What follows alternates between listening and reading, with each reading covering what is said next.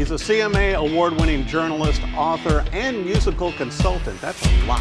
I've got Tom Roland on the show. Tom, it's so good to have you in. You too. Thanks for having me. You know, I had to track you down when I first saw this brand new book, Dolly Parton, Star of the Show, and you co-wrote this with Dolly Parton. You know, it's funny because we worked on it long enough. I mean, it was a year and a half working on it, and I'd known that we were talking about it for a year prior to that, but it never really felt real.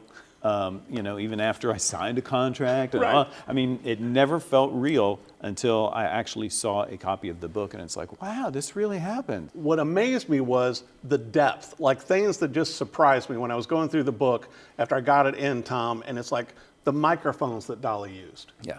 You know, and the pictures, and I know that a lot of these pictures had not been published before, and you and I were talking to where, you know, not only were you interviewing and working with Dolly on this, but you had all of these articles and everything as references too.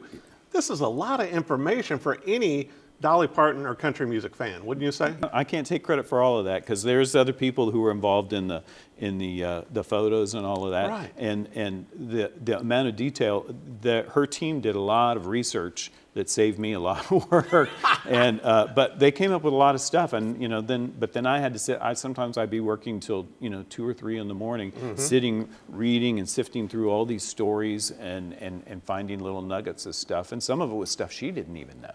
Be sure and look at everything that Tom is kicking out there with Billboard, and also more books coming out, and RolandNote.com. They have to check that out too. But get a copy of this book. If you're a Dolly Parton fan or just a fan of country music, you're going to love this book as much as I do. Thanks for coming on the show, Tom. Thanks, Eric.